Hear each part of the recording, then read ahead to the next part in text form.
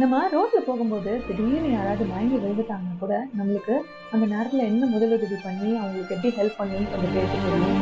But இதே நம்ம ஃப்ரெண்ட்ஸோ இல்லை ஃபேமிலியில் ஒருத்தரோ வந்து எனக்கு சூசைட் பண்ணிக்கணும் போல இருக்கு அப்படின்னு சொன்னாங்கன்னா நமக்கு யாருக்குமே அந்த நேரத்தில் எப்படி ரியாக்ட் பண்ணுறதுன்னு தெரியல. இந்த மாதிரி சுச்சுவேஷன்ல நம்ம முதல்ல பேனிக் ஆகாம அவங்க பேசுறத பொறுமையா முழுசா கேட்கணும். அவங்க ப்ராப்ளம்ஸ் அவங்க டிஸ்கஸ் பண்ணும்போது இதெல்லாம் ஒரு பிரச்சனையா அப்படின்னு சொல்லிட்டு அதை திருத்தப்படுத்தி பேசக்கூடாது. அதே மாதிரி அவங்ககிட்ட நீ இதே மாதிரி தான் சொல்லிட்டு இருக்க போய் சூசைட் பண்ணு அப்படின்னு நம்ம சேலஞ்ச் பண்ணக்கூடாது. அவங்களுக்கு கடைசி வரைக்கும் சப்போர்ட்டிவாக இருப்பேன் அப்படிங்கிற நம்பிக்கை கொடுக்கணும். அதே டைம் இந்த மொத்த பிரச்சனையை நான் சரி பண்ணி தரேன் அப்படின்னு சொல்லி ஃபேக் ப்ராமிசஸ் நம்ம கொடுக்கக்கூடாது.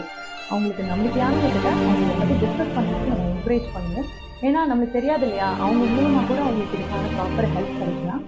இதுக்கும் மீறி அவங்களோட ப்ராப்ளம்ஸ் நம்மளால் மேனேஜ் பண்ண முடியும்னா அவங்கள ஒரு சைக்காட்ரிஸ்ட்டை கூட்டிட்டு போகணும். பல பேர் சூசைட் போயிட்டு ட்ரெயின் ட்ராக்ல இருந்து எங்களுக்கு கால் பண்ணது உண்டு மேடம்.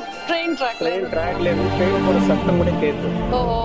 நான் வந்துட்டேன் சார், ட்ரெயின் ட்ராக் முடியல, இதுக்கு மேலே என்னால் முடியல, நான் பண்ணிக்கு போகிறேன் சார். பண்ணிக்கு போகிறதுக்கு முந்தி ஒரு கொஞ்சம் பேசணும்னு எனக்கு தோணுச்சு. அங்கே ட்ரெயின் ட்ராக்லேருந்து அழைச்சிட்டு வந்து பக்கத்தால் ஒரு டீ கடைக்கு வந்து அந்த டீ கடையில் டீ சாப்பிட சொல்லிவிட்டு அது ஒரு கொஞ்சம் கொஞ்சமாக நாளைக்கு காலையில் இதை பேசலாம் அப்படின்னு சொல்லி அடுத்து நான் நெக்ஸ்ட் டே இல்லை சார் என் மனசு மாறிடுச்சின்னு சொன்னது சக்ஸஸ் ஸ்டோரி இருக்குது.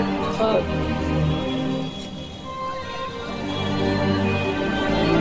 ஃப்ரெண்ட்ஸ், நான் தான் உங்கள் ஈபி பேசுகிறேன். நல்லா இருக்கீங்களா? அடுத்த வீடியோ என்ன போட போகிறோம்னு பார்த்தீங்கன்னா தற்கொலை.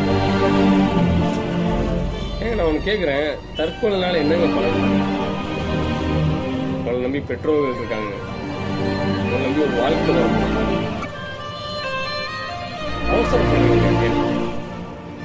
தற்கொலை தீர்வு இல்லைங்க, உங்களால் முடியும். உலகத்தில் பொறுத்த வரைக்கும் படைச்ச இறைவன் உலகத்தை எதுக்காக படைச்சான்னு யோசிப்பாங்க. இந்த உலகமே பார்க்கறதுக்கு எவ்வளோ அழகான உலகம், வாழ்க்கை பயணம், எவ்வளோ வெற்றிகள் நம்மளோட தேடி வரும். தோல்வியும் வெற்றியும் கலந்துதாங்க மனுஷன் வாழ முடியும். உலகத்தில் வேதனை இல்லாத மனிதர்கள் கிடையாது, சோதனை இல்லாத உலகமே கிடையாது. எல்லாருக்குமே சோதனை உண்டு, கண்டிப்பா உண்டு. சிந்திச்சு பாருங்க.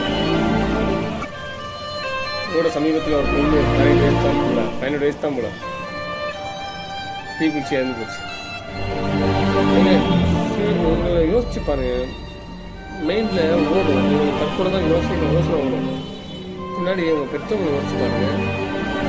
உலகத்தில் எவ்வளோ பேர் சாதிக்கிறாங்க. பெண்களும் சரி ஆண்களும் சரி தற்கொலை தீர்வு எடுக்காதீங்க. சாதனை பண்ணுறதுக்காக முயற்சி பண்ணுங்க. தோல்வி எதுவுமே முடியாது, தற்கொலையை விழுந்துறாங்க.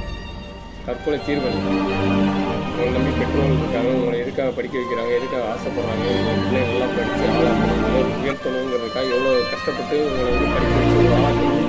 பெற்றவங்க எவ்வளோ வாழ்க்கையில் எவ்வளோ யோசனை பண்ணியிருப்பாங்க.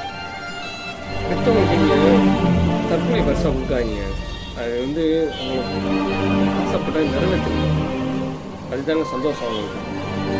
நீங்கள் நல்லா இருக்கணும்னா அவங்க படிக்க வைக்கணுன்ட்டு ஒரு பிள்ளைங்க டாக்டர் ஆக ஆசைப்படுறாங்க, ஒரு பிள்ளை இன்ஜினியர் ஆசைப்படுறாங்க. அப்படியே கஷ்டப்பட்டு அவங்க உழைப்பை கொடுத்து அவங்களை எந்த சூழ்நிலையும் படிக்க வச்சு ஆளாக்கணும்.